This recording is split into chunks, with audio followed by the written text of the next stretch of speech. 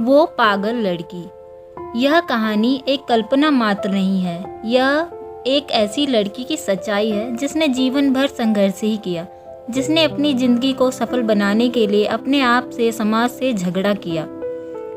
जबलपुर वह शहर है जहाँ पर उस लड़की का जन्म हुआ था। उसका नाम बड़े प्यार से रखा गया था, पूजा। पर कोई नहीं जानता था वह लड़की अपनी किस्मत में क्या लेकर आई है। जब वह 2 साल की हुई तो कोई भी बात उसको समझ ही नहीं आती थी। उसकी माँ हर दिन उस लड़की में परिवर्तन देखा करती थी।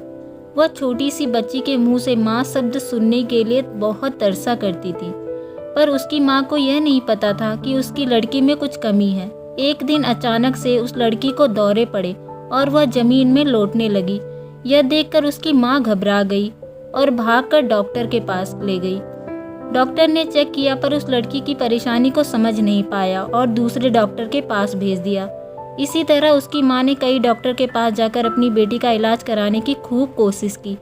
सभी डॉक्टर यह बात समझ नहीं पाए कि आखिर बेटी को क्या हुआ है। वह लड़की बोल नहीं पाती थी, ना कुछ समझ पाती थी। माँ बड़ी परेशान हो गई थी। बेचारी घर घर में बर्तन मांजकर और इडली की दुकान लगाकर अपनी बेटी का इलाज कराया करती थी, क्योंकि उसका पति निकम्मा था, कोई काम काज नहीं किया करता था। माँ ने हिम्मत नहीं हारी और फिर डॉक्टर के पास ले गई। डॉक्टर बोला, आपकी लड़की पागल है, इसे पागल खाने भेज दो।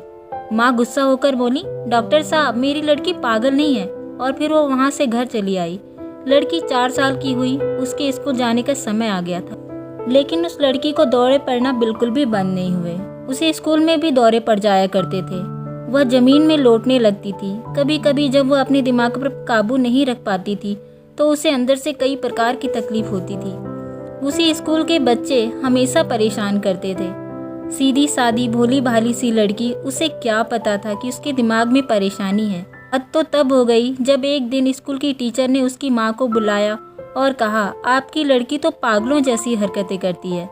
उसकी माँ बोली, टीचर जी मेरी बेटी पागल नहीं है, बस बीमार है। पर स्कूल की टीचर कहाँ मानने वाली थी। उस लड़की को स्कूल से निकाल दिया गया। माँ परेशान रहने लगी। फिर दूसरे स्कूल में दाखिला कराया गया। वहाँ एक टीचर थी, बहुत अच्छी। उसने उस लड़की को पढ़ाने की जिम्मेदारी अपने ऊपर ले ली। कुछ समय बाद माँ को एक नामी डॉक्टर का पता चला। वह अपनी बच्ची को उस डॉक्टर के पास ले गई।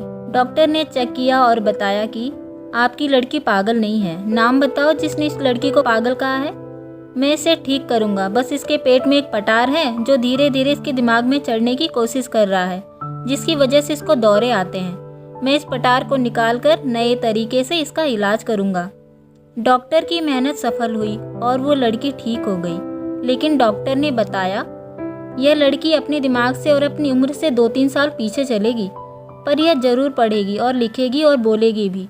फिर स्कूल में टीचर की मेहनत भी रंग लाई। धीरे धीरे वह लड़की पढ़ने लिखने लगी।